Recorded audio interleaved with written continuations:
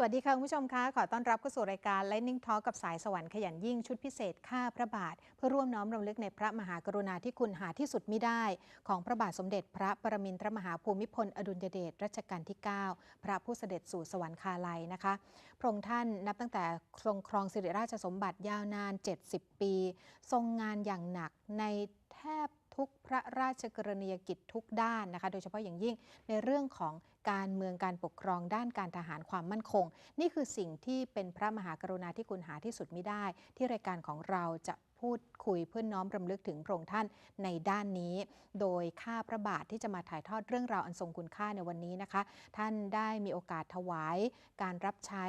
ใกล้เบื้องพระยุคลบาทในฐานะที่เป็นนายทหารนะคะแล้วก็ท่านเคยรับราชการอยู่ในกองทัพบกเป็นเวลายาวนานค่ะท่านเป็นอดีตตั้งแต่เป็นผู้ทรงคุณวุฒิพิเศษกองทัพบกหัวหน้านายทหารฝ่ายเสนาธิการประจำรัฐมนตรีว่าการกระทรวงกลาโหมที่ปรึกษาพิเศษกองทัพบกรองปลัดกระทรวงกลาโหมนะคะและเป็นรองผู้บัญชาการทหารบกที่เกษียณอายุราชการเมื่อวันที่1 ตุลาคม 2549 แต่ท่านก็ไม่ได้หยุดที่จะรับใช้ในรูปแบบต่างๆแก่แผ่นดินนี้นะคะและปัจจุบันนี้ท่านก็ยังคง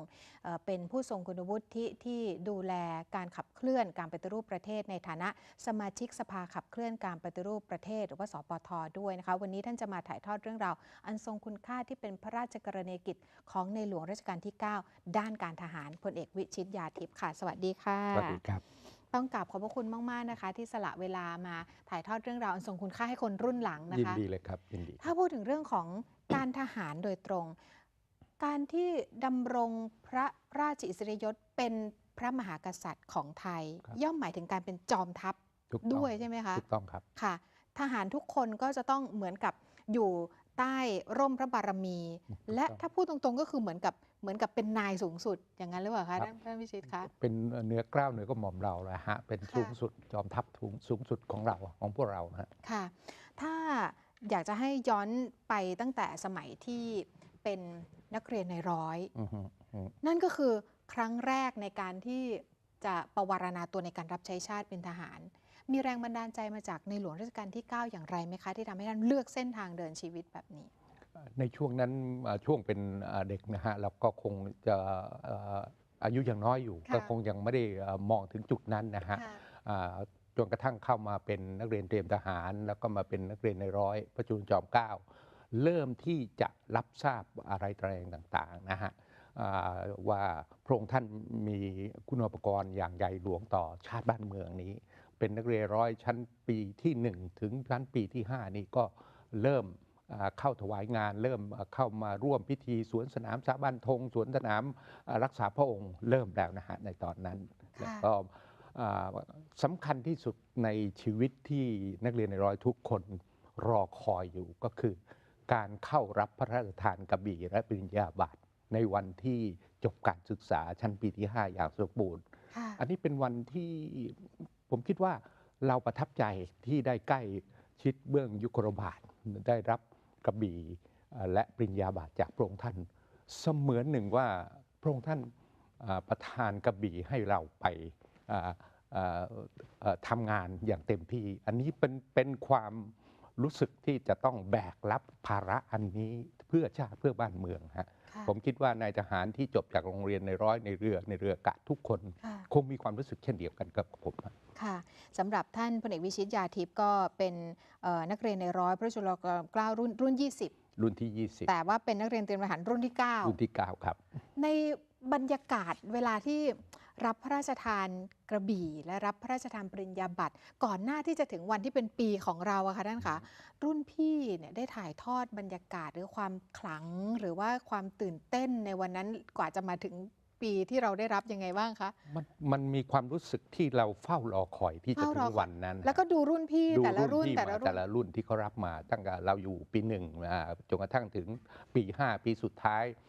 กำลังจะจบการศึกษาเราก็จะรับปริญญา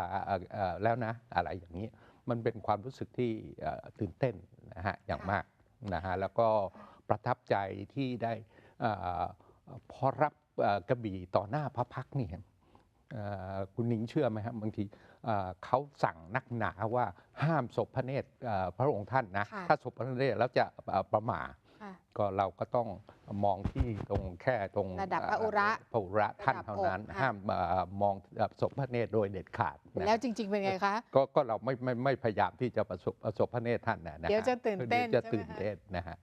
ค่ะ แล้วก็อาจจะเป็นการไม่บังควร แต่ ไม่บั บาง ง ควร ท่านอาจจะรู้สึกว่าตื่นเต้นจนบางทีก็ควบคุมตัวเองไม่ได้เหมือน ใช่ กัน ถูกต้องนะ ค่ะ นั่นคือบรรยากาศครั้งแรก ครับ ที่ได้ ใกล้ชิด ใกล้ เบื้องยุ ชิด คลบาทอย่างแท้จริง อยู่ ที่ผ่าน หน้าพระ มา พักตร์เลย หน้าพระพักตร์เลย ค่ะ นะเป็นความภูมิใจของนักเรียนเหล่าทุกคนที่จะได้รับพระราชทานกระบี่และปริญญาบัตรสมัยก่อนจะพระราชทานกระบี่ก่อนแล้วก็เสร็จแล้วก็พระราชทานปริญญาบัตรต่อมา ค่ะ แป๊บเดียวในเวลาติดต่อกัน ค่ะ แยกเหล่ากันไหมคะ เวลาที่จะเข้ารับพระราชทานแบบนี้ ก็ในบางปีก็จะรับรวมกันทั้ง3เหล่านะฮะ ค่ะ บางปีก็จะรับโรงเรียนในร้อยโรงเรียนเรืออากาศ แต่ส่วนใหญ่จะรวมกันนะฮะทั้ง3เหล่าสมัยผมนั้นไปรับที่สาราว่าการกระทรวงกลาโหม ค่ะ นะในช่วงนั้นนะฮะ โอ้โห นึกถึงบรรยา ปี กาศแล้วดู 2516 ปี 2516 นะคะ ครับ และหลังจากนั้นมาท่านก็รับราชการทหารมาโดยตลอด ผมก็รับราชการทหารรับราชการครั้งแรกก็อยู่ที่กองพลที่ 1 รักษาพระองค์ในกรมฐานราบที่ 11 รักษาพระองค์ที่บางเขน ก็หมายมั่นบั้นมือว่าจะได้อยู่ที่กรุงเทพนะฮะแต่พอไปลงไปที่กรมฐานราบที่ 11 รักษาพระองค์ก็ปรากฏว่าหน่วยได้ไปปฏิบัติการรบในพื้นที่ที่อันตรายคือพื้นที่จังหวัดเพชรบูรณ์ ค่ะ ที่เขาค้อ ช่วงนั้นยังเป็นพื้นที่สีแดง พื้นที่สีแด ยัง ง เล มี ย การ ฮะมีการสู้รบกัน ปะทะกันระหว่างกองทัพ กองทัพไทย กับคอมมิวนิสต์ กับพรรคคอมมิวนิสต์แห่งประเทศไทยหรือเราเรียกกันว่าพกค ค่ะ ครับในช่ ซึ่ง วงนั้น ตอนนั้นก็เป็นจุดที่อัน เป็น ตราย เหตุการณ์ ม ที่น่าจะรุนแรงในช่วงนั้นนะฮะ ค่ะ เราใช้ทหารในมือเกือบหมดมือ ทั้งกองทัพภาคที่ 1 กองทัพภาคที่ 2 กองทัพภาคที่ 3 และบางครั้งเราก็ใช้หน่วยนาวิกโยธินไปด้วย ซึ่งถือว่าเป็นภาวะที่กองทัพเราทำงานหนักครับในช่วงนั้น รบในประเทศที่หนักหนา หนั มาก หนามาก แต่ว่าเหนือสิ่งอื่นใดก็คือว่าทหารไม่เคยขาดขวัญและกำลังใจ ถูกต้องฮะ จากพระผู้ทรงเป็นจอมทัพเลย ใช่ ค่ะ พระองค์ท่านทรงให้พระราชทานกำลังใจให้กับพวกเราตลอดเวลายกตัวอย่างในช่วงนั้นก็จะมีการสูญเสียอย่างมากมายนะฮะสูญเสียกันมาอย่างมากมาย พระองค์ท่านก็จะเสด็จไปเยี่ยมไม่ขาดสายนะฮะไปที่จังหวัดน่านมั่งไปจังหวัดเพชรบูรณ์มั่งนะฮะแล้วก็สิ่งที่น่าประทับใจที่พระองค์ท่านเสด็จเยี่ยมนั้นก็บางครั้งพระองค์ท่านเสด็จพอที่จะไปเยี่ยมทางผู้บังคับหน่วยเกิดการประทะกันข้างบนท่านก็ไม่อยากให้พระองค์ท่านเสด็จขึ้นไปพระองค์ท่านก็มีรับสั่งว่าเราจะต้องไปเยี่ยมเขาลำบากมากยากแค้นขนาดนั้นทำไมเราจะไปเยี่ยมเขาไม่ได้อะไรอย่างเงี้ย ก็ไม่มีใครทัดทานพระองค์ได้ ม่ปทานนะฮะ ก็เสด็จพระราชดำเนินไปทั้งที่เป็นแนวสู้รบ ใช่ถูกต้องฮะ ซึ่งก็เสี่ยงมากถูกต้องไหม เสี่ยงมาก คะโอ้โห มีอยู่ครั้งพระองค์ท่านได้รับทราบว่ามีทหารยังบาดเจ็บอยู่บนเขาอยู่ พระองค์ท่านก็สั่งเฮลิคอปเตอร์พระที่นั่งให้ขึ้นไปรับเขาด่วน บอกว่ายังไงต้องไปรับเขากลับมาให้ได้ อันนี้เป็นพระมหากรุณาธิคุณที่ทหารเราในพื้นที่เราไม่ลืมสิ่งนี้เลยฮะ ค่ะ ผมเชื่อมั่นว่าทุกคนคงเข้าใจดี ค่ะ ในยุคนั้นนะฮะ ในระหว่างที่ท่านวิชิตเองก็ปฏิบัติการอยู่ในแนวปะทะ ใช่ แนวสู้รบแบบนั้นได้เฝ้าไหมคะ ไม่มีโอกาสได้ฟัง ไม่มี ละ โอกาส ฮะ ได้ ในช่วงนั้น ฟัง เพราะเรา ทุกคนก็ตรึงอยู่ใน จะอ จุ ยู่ ดของ ใน ตัว แนว เอง หน้ากันตลอดนะฮะผมก็ไปอยู่ที่อำเภอเขาค้อที่ลมศักดิ์เพชรบูรณ์นั่นนะฮะ ค่ะ แต่ว่ากว่าจะผ่านวิกฤตในเรื่องของพรรคคอมมิวนิสต์ครั้งนั้นมาได้ ครับ ก็ด้วยพระบารมี แล้วก็ทำให้เห็นความกล้าหาญของ พระอง จอ ค์ ม ท่าน ทัพไทย จอมทัพไทยท่าน รวมไปถึงสมเด็จพระนางเจ้าด้วยที่เสด็จด้วย ท่านเสด็จ ตลอด เคียงคู่เคียงบ่าเคียงไหลกับพระองค์ท่านไปตลอดนะฮะ ค่ะ รวมถึงสมเด็จพระเจ้าอยู่หัว เมื่อครั้งดำรงพระราชอิสริยยศเป็ ถู น กต้องฮะ สมเด็จพระบรมโอรสาธิราช ถูก ด้ ต้ ว อง ย ใช่ครับ โอ้โห นี่คือกว่าจะผ่านมาได้ขนาดนี้นะคะ ครับ ไม่เพียงแต่การสู้รบแบบนั้น การขัดแย้งกันในแนวความคิด ทั้งที่อยู่ในเมืองแท้ๆ แต่ก็เกิดวิกฤตการเมือง อือฮึ ซึ่งในที่สุดแล้ว ประเทศไทยก็ผ่านพ้นช่วงวิกฤตความขัดแย้งแบบนั้นมาได้ ด้วยพระบารมีอีกเช่นเดียวกัน ใช่ ใน ครับ ในมุมนี้ท่านอยากจะถ่ายทอดอะไรให้คนรุ่นหลังได้ ในมุมนี้พระองค์ท่านจริงๆ พระองค์ท่านเป็นพระมหากษัตริย์ที่เป็นทรงธรรม ค่ะ ที่ยึดในทศพิธราชธรรม แล้วท่านก็อยู่ในธรรมนะฮะ ดังที่ท่านขึ้นครองราชย์ครั้งแรกท่านจะบอกว่าท่านจะปกครองโดยธรรมเพื่อประโยชน์สุขแห่งมหาชนชาวสยามที่พระบรมราชโองการปฐมบรมราชโองการ ปฐมบรมราชโองการของพระองค์ท่านนะแล้วท่านก็ยึดแนวทางนี้มาตลอดนะท่านก็ไม่ได้เข้าไปยุ่งในเรื่องของฝ่ายการเมืองจะมีปัญหากันอะไรต่ออะไรท่านก็ไม่เคยเข้ามายุ่งคือทรงอยู่เหนือการอยู่เหนือการเมืองจริงๆแล้วก็มีอยู่ครั้งหนึ่งที่มีผู้หลักผู้ใหญ่ของบ้านเมืองเราเกิดความขัดแย้งกันทางความคิดนะฮะเกิดจะเอาบ้านเมืองเข้าไปสู่จุดวิกฤตจะทะเลาะกันแบ่งเป็น2 ฝั่ง2 ฝ่ายพระองค์ท่านก็มีคนนำทั้ง2 ท่านนี้ไปกราบพระบาทเข้าเฝ้าแล้วเหตุการณ์ก็สงบขึ้นในภายในวันรุ่งขึ้นซึ่งเป็นปาฏิหาริย์แท้ๆช่วงข้ามคืนค่ะนี่เป็นภาพเหตุการณ์ประวัติศาสตร์นะคะซึ่งคนรุ่นหลังก็ได้เรียนรู้แล้วก็ทำให้ได้เห็นว่าแม้พระองค์ท่านจะทรงอยู่เหนือวิกฤตการเมืองใดๆแต่เมื่อบ้านเมืองเดือดร้อนและส่อเขาว่าจะเกิดความรุนแรงส่อเขาว่าจะมีผู้ที่เดือดร้อนมีผลกระทบมากมายแบบที่ประเมินค่าไม่ได้และเป็นคนไทยด้วยกันพระองค์ท่านก็มีน้ำพระราชฤทัยแล้วก็แผ่พระบารมีปกไพศาลจนกระทั่งผ่านมาได้ชั่วข้ามคืนพระมหากรุณาธิคุณอย่างแท้จริงอันนี้นะฮะเรามีความรู้สึกว่าแต่พระองค์ท่านแผ่บารมีมาแล้วก็เหตุการณ์บ้านเมืองก็สงบเรียบร้อยซึ่งไม่มีใครคาดคิดว่าจะสงบได้ค่ะเมื่อสักครู่ท่านพลเอกวิชิตได้กล่าวถึงปฐมบรมราชโองการเราจะครองแผ่นดินโดยธรรมเพื่อประโยชน์สุขแห่งมหาชนชาวสยามนะคะซึ่งก็เป็นปฐมบรมราชโองการที่ทรงขึ้นครองสิริราชสมบัติครั้งแรกนะคะปรากฏว่าในวันนั้นมีความหมายลึกซึ้งกับชีวิตท่านพลเอกวิชิตด้วยอันนี้ก็เป็นสิ่งที่ประทับใจที่สุดในชีวิตผมเกิดลืมตาดูโรคขึ้นมาในปี 2489 มันในวันที่2 กุมภาพันธ์ 2489 นะฮะแล้วก็เป็นปีเดียวที่ท่านพระบาทสมเด็จพระเจ้าอยู่หัวได้เสด็จขึ้นครองราชย์ในปีนี้ก็เท่ากับว่าผมได้อยู่ในรัชสมัยของพระองค์ท่านตั้งแต่ลืมตาดูโรคขึ้นมาอันนี้เป็นสิ่งที่เราจะต้องแบกภาระรับว่าเราจะต้องถวายงานพระองค์ท่านอย่างเต็มที่ค่ะนี่คือสิ่งที่เป็นความหมายแล้วก็พอย้อนกลับไปทำให้คิดแล้วก็มีพลังทุกครั้งใช่ไหมคะว่าเกิดในปีที่ทรงขึ้นครองสิริราชสมบัติในปี 2489 นั่นหมายถึง 9 มิถุนายน 2489 นะคะเป็นวาระที่คนไทยทั้งสูญเสียและทั้งได้รับด้วยนั่นก็คือสูญเสีย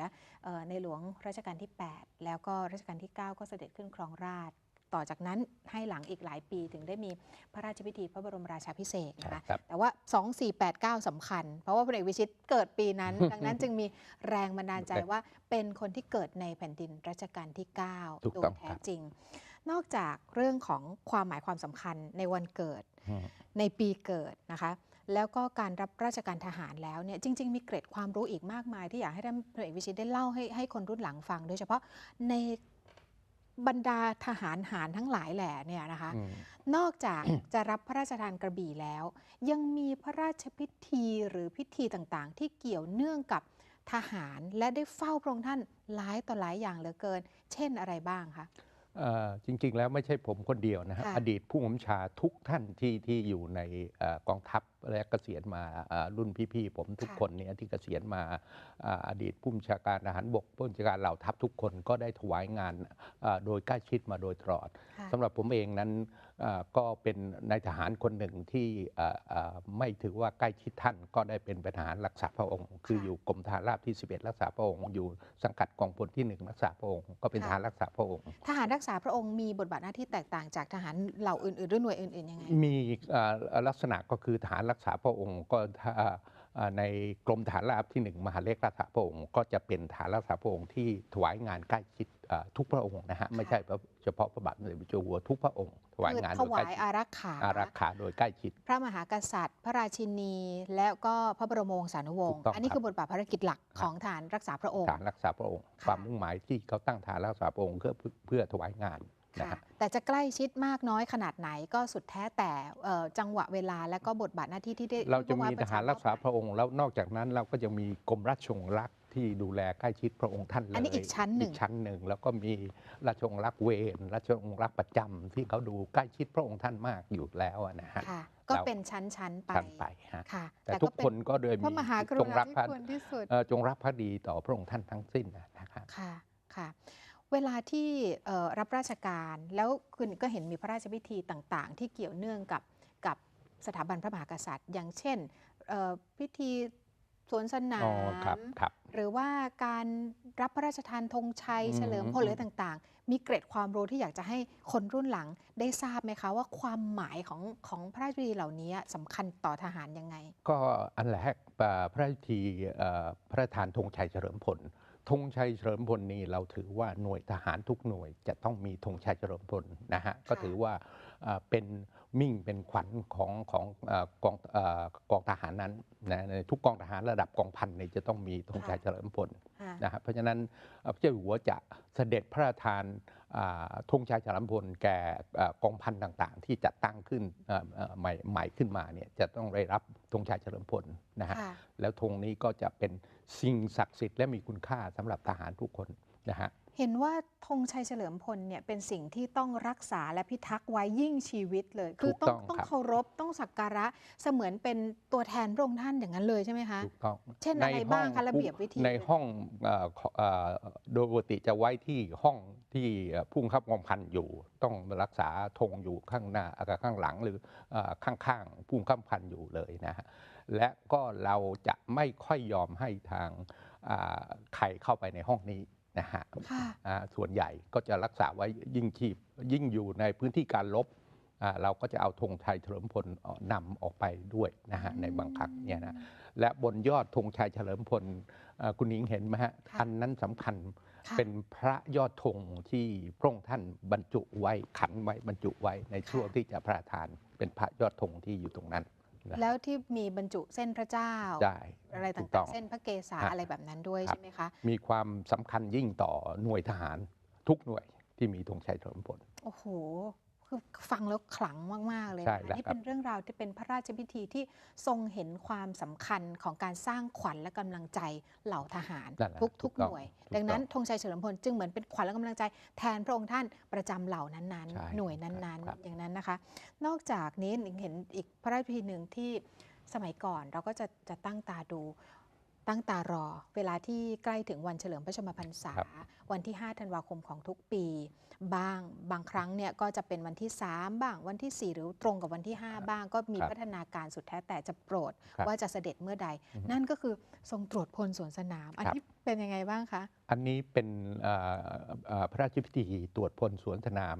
ของทหารเหล่าทหารรักษาพระองค์นะฮะซึ่งจัดมาทุกปีนะฮะจริงๆแล้วจัดมาหลายสิบปีแล้วก็มาเริ่มเป็นเรื่องเป็นราวตั้งสมัยจอมพลสฤษดิ์ปี 2501 นะท่านได้เริ่มมาฟื้นขึ้นนะฮะจัดเป็นทหารจำนวน8 กองพันเดินผมมีโอกาสได้ไปอยู่ในลานพระราชวังดุสิตสวนสนามตั้งแต่เป็นผู้บังคับหมวดแล้วก็เป็นผู้บังคับกองร้อยและเป็นผู้บังคับกองพันสวนสนามครั้งหนึ่งในชีวิตก็ถือว่าเป็นเข้าเฝ้าจากพระองค์ท่านถ้าตรวจพลสวนสนามนี้เป็นทหารที่เราใฝ่ฝันที่จะอยากมาสวนสนามในลานพระราชวังดุสิตนี้มันยิ่งใหญ่มากๆเลยนะคะแล้วทุกครั้งก็จะมีการถ่ายทอดให้ประชาชนได้ร่วมสำนึกในพระมหากรุณาธิคุณและได้ประจักษ์แก่สายตาถึงความยิ่งใหญ่ของพระผู้ทรงเป็นจอมทัพและเหล่าทหารรักษาพระองค์ด้วยเห็นแบบนี้จนกระทั่งปลายรัชสมัยเท่านั้นเองที่เราจะไม่ได้เห็นภาพนี้นอกเหนือจากเรื่องนี้ค่ะมีอีกเรื่องหนึ่งที่เวลาที่นายทหารพอได้รับโปรดเกล้าโปรดกระหม่อมให้ดำรงตำแหน่งเป็นชั้นนายพลและจากนายพลก็ทรงพระกรุณาโปรดเกล้าโปรดกระหม่อมเลื่อนยศสูงขึ้นจากพลตรีพลโทพลเอกก็ต้องได้เฝ้าอีกใช่ไหมคะใช่ครับอันนั้นคือเป็นพระราชพิธีอะไรคะเป็นพระราชพิธี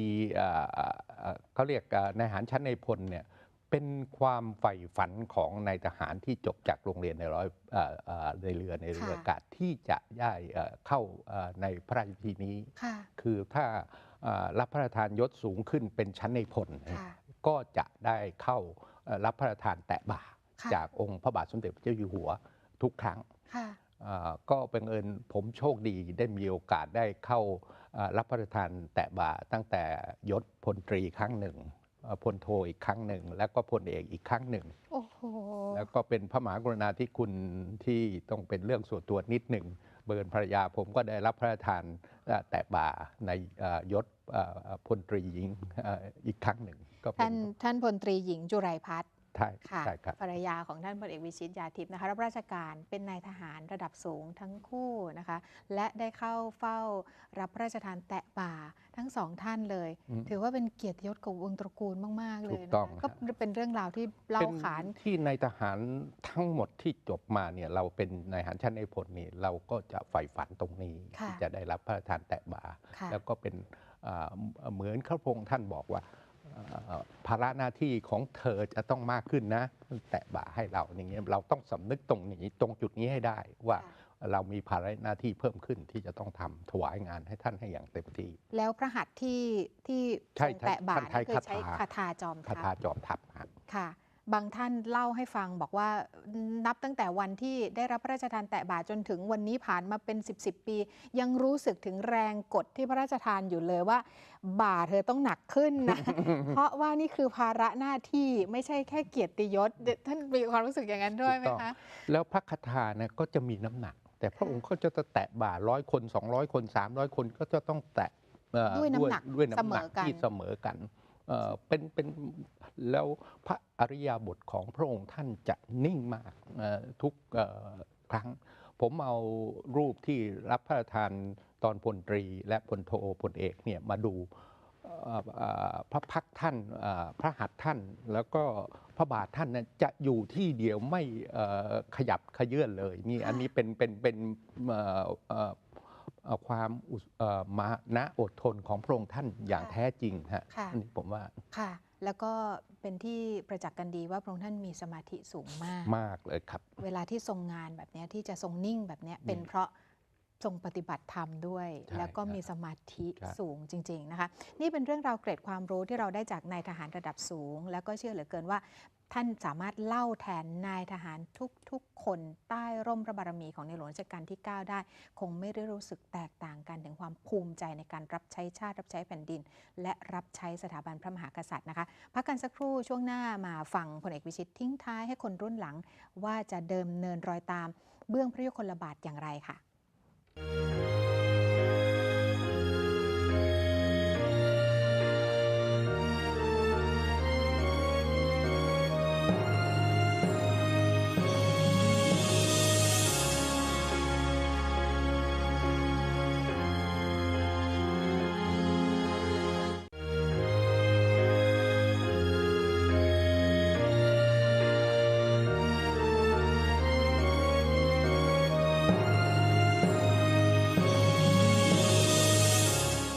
กลับเข้าสู่ช่วงที่ 2 ของ Lightning Talk กับสายสวรรค์ขยันยิ่งชุดพิเศษข้าพระบาทนะคะยังคงได้รับเกียรติจากท่านพลเอกวิชิตยาทิพย์อดีตรองปลัดกระทรวงกลาโหมอดีตรองผู้บัญชาการทหารบกและปัจจุบันท่านก็เป็นสมาชิกสภาขับเคลื่อนการปฏิรูปประเทศแล้วก็เป็นผู้ทรงคุณวุฒิที่ให้คำปรึกษาในอีกหลายๆเรื่องแก่ชาติบ้านเมืองในเวลานี้นะคะท่านวิชิตขาเวลานึกถึงในหลวงรัชกาลที่ 9ท่านนึกในด้านไหนหรือน้อมนำพระองค์ท่านที่ทรงปฏิบัติพระองค์เป็นแบบอย่างหรือพระบรมราโชวาทพระราชดำรัสในองค์ใดมายึดเหนี่ยวจิตใจสิ่งที่น่าประทับใจพวกเราควรจะน้อมนำมาปฏิบัติพระองค์ทรงรับสั่งกับดร.สุเมธ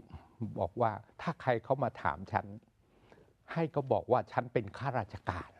อันนี้พวกเราคิดกันไหมคำว่าเป็นข้าราชการของพระองค์ท่านก็คือฉันทำงานตลอดคือพระองค์ท่านทรงงานตลอด24 ชั่วโมงไม่มีวันเสาร์ไม่มีวันอาทิตย์นี่คือพระองค์ท่านพวกเราเคยสำนึกกันไหมว่าทำงานจันทร์ถึงศุกร์วันเสาร์หยุดอาทิตย์หยุดอะไรเงี้ยวันนักขัตฤกษ์ก็หยุดกันแต่พระองค์ทรงงานตลอดเวลาไม่มีวันหยุดแถมยังถามดร.สุเมธได้บรรทมดึกดื่นค่อนคืนในขณะที่ประชาชนหลับไหลไปแล้วอันนี้ท่านวิชิตเองบอกว่าตอนสมัยเป็นราชองครักษ์เวรก็ได้เห็นพระราชจริยวัตรแบบได้เห็นพระราชจริยวัตรกับตัวเองตอนเข้าเวรราชองครักษ์เวรในผลัดดึกๆเนี่ยเราก็จะตามเสด็จอยู่ท่านก็จะอยู่ในห้องทรงงาน ในห้องทรงงานเนี่ยประมาณตี 2 ตี 3ยังทรงงานอยู่นะฮะขณะที่พวกเราหลับไหลไปท่านเหมือนเทพที่ท่านยังต้องทรงงานและตรวจตาดูพระสงฆ์นิกรเหมือนกับเทวดาเรานึกออกไหมฮะว่าท่านคงจะตรวจตาดูแผนที่ดูอะไรต่างๆในการที่จะทรงงานในวันรุ่งขึ้นพระองค์ก่อนจะเข้าบรรทมจริงๆประมาณตี 4 ตี 5เท่าที่ผมเห็นนะฮะอันนี้คือท่านทรงงานไม่กี่ชั่วโมงก็ทรงตื่นบรรทมปฏิบัติพระราชกรณียกิจอย่างต่อเนื่องนี่คือตลอดพระชนชีพของพระองค์ท่านที่ทำเพื่อประโยชน์สุขแห่งมหาชนชาวสยามอย่างแท้จริงค่ะเราพระราชจริยวัตรของพระองค์ท่านอยากให้ผมไม่อยากให้อนุชนรุ่นหลังทุกคนไม่ว่าจะเป็นรุ่นผมรุ่นพ่อรุ่นแม่รุ่นปู่ย่าตายายนี่อย่างรุ่นผมนี่ก็จะเกิดในรัชสมัยท่านก็จะได้รับทราบได้เห็นด้วยนะฮะอยากจะให้รับทราบว่าพระองค์ท่านนั้นเป็นตัวอย่างที่ดีคือพระองค์ท่านดำรงชีวิตแบบง่ายเรียบง่ายทรงเรียกสมเด็จย่าว่าแม่ทุกคำแล้ววันที่สมเด็จย่าทรงป่วยนั้นท่านไปเยี่ยมสมเด็จย่าตลอดเวลานะฮะท่านเคยมีพระราชปรารภเพราะว่าสมเด็จย่าสมเด็จพระศรีนครินทร์เคยพูดว่าพระบาทสมเด็จพระเจ้าอยู่หัวเนี่ยทรงชื่อภูมิพลซึ่งแปลว่าพลังแผ่นดินหรือแผ่นดินตอนหลังรู้สึกพระเจ้าอยู่หัวจะมีพระราชปรารภต่อคำนี้ว่าแม่คงจะหมายถึงให้เราอยู่กับดินแล้วก็รับใช้ประชาชนท่านมีพระราชปรารภแบบนั้นแล้วท่านก็ทรงดำเนินชีวิตแบบนั้นตลอดมาค่ะนึกถึงพระองค์ท่านในแง่มุมไหนก็ทรงเป็นแบบอย่างที่เลิศประเสริฐวิเศษสุดในโลกนี้ให้คนใดทุกคนได้ดำเนินรอยตามเบื้องพระยุคลบาทอยู่เสมอเลยนะคะสุดแท้แต่ว่าเราจะรำลึกได้ขนาดไหนแล้วก็น้อมนำสิ่งที่พระองค์ท่านทรงสอนทรงเป็นแบบอย่างไว้มาใช้ในชีวิตของพวกเราเพื่อประโยชน์แก่ส่วนรวมและประเทศชาติมากน้อยขนาดไหนนะวันนี้ได้ฟังเรื่องราวที่ไม่ใคร่จะได้ฟังมากนักนะคะโดยเฉพาะอย่างยิ่งในเรื่องของพระราชกรณียกิจและพระมหากรุณาธิคุณด้านการทหารซึ่งวันนี้ลึกซึ้งเหลือเกินยิ่งใหญ่เหลือเกินขอบพระคุณมากๆค่ะสวัสดีครับและนี่ก็คือพลเอกวิชิต ยาทิพย์กับเรื่องราวอันทรงคุณค่าในข้าพระบาทวันนี้นะคะท่านพลเอกวิชิตและดิฉันลาไปก่อนสวัสดีค่ะ